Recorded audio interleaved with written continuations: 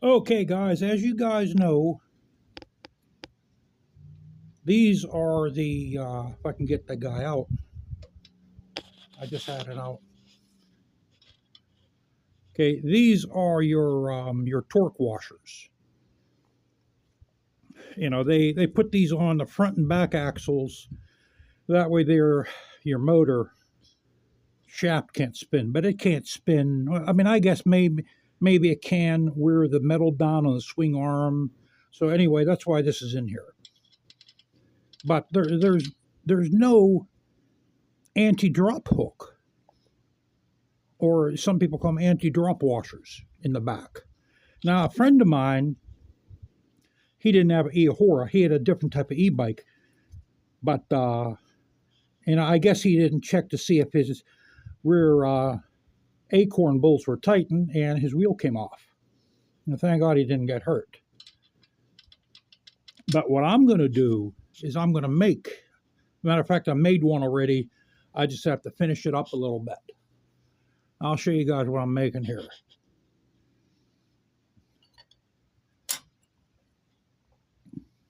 Here, let's turn that around. Okay, what we're going to do is we're going to weld.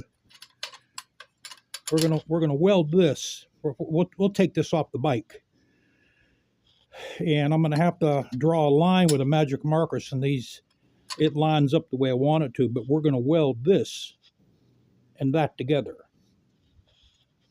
and it's going to basically, and then we're going to drill a hole right here, and we'll tap and die the hole.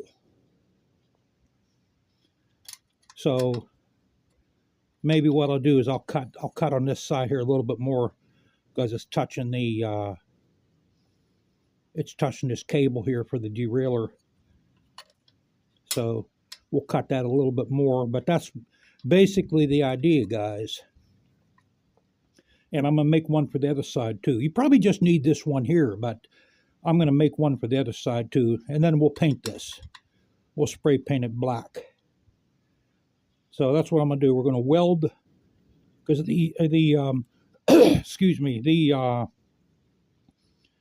torque washer is metal. It's not aluminum. So I'll be able to weld these two boys together. And we'll grind like a little valley.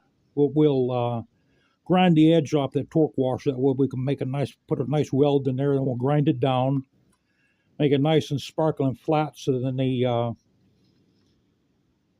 my acorn bolt will bolt onto the back. And then we'll tap, and we'll drill a hole in here, we'll tap and die that. And that way there, whatever happens, the rear wheel will never come off. Even if I lose my acorn bolts, which I won't, because I check these regularly.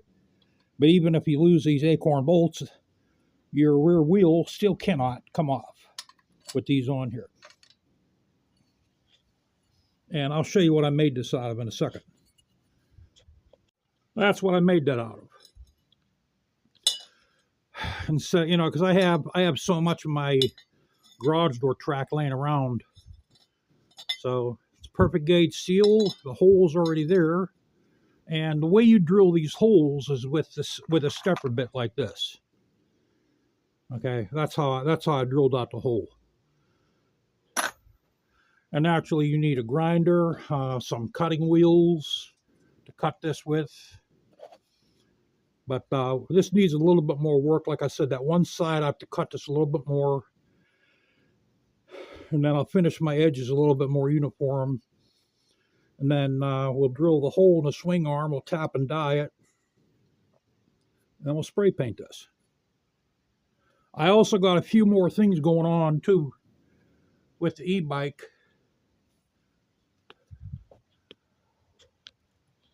I put these spacers in here. They're just for looks, basically. And the fenders and the headlight bezel is over in the other garage. I'm painting those the same color as the pedals. I diamond cutted the compression ring a little bit, just to make that just a little bit more fancier.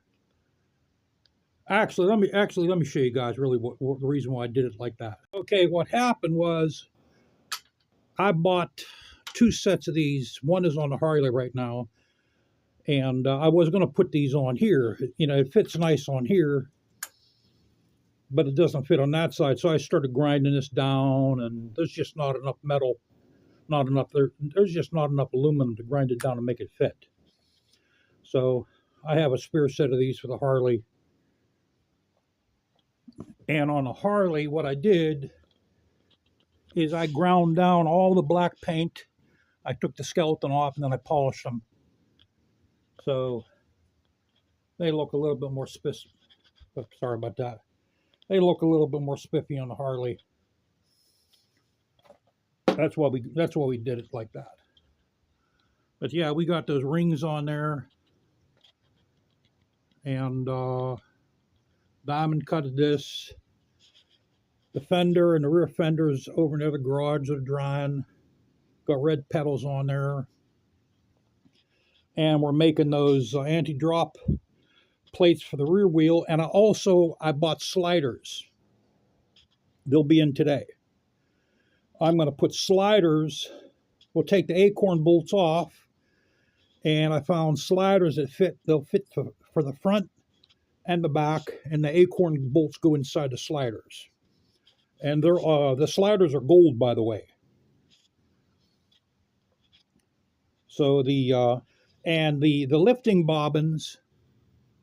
I told you guys I'm going to put lifting bobbins on this also. The lifting bobbins, or also called lifting spools, they're gold also. That way there you just put the lifting, I call it a jack, but it's really not a jack. The lifting stand. It goes underneath the bobbins, you press it down, and it lifts the rear wheel up. And then there's these two little, like these rubber legs that you switch them out, and you put it underneath your fork here, and you're able to lift the front up. So that's what we got going on right here. But the main thing is those anti-drop plates I'm making for that rear tire. So yeah, that spiffs it up a little bit.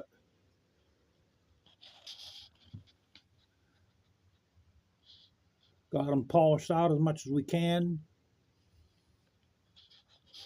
You guys know that I put all these studs on it. I studded out the strap, studded out the passenger seat, also known as the BITCH seat, and we studded out the backrest. And I got to plug my battery back in over there. I took that off.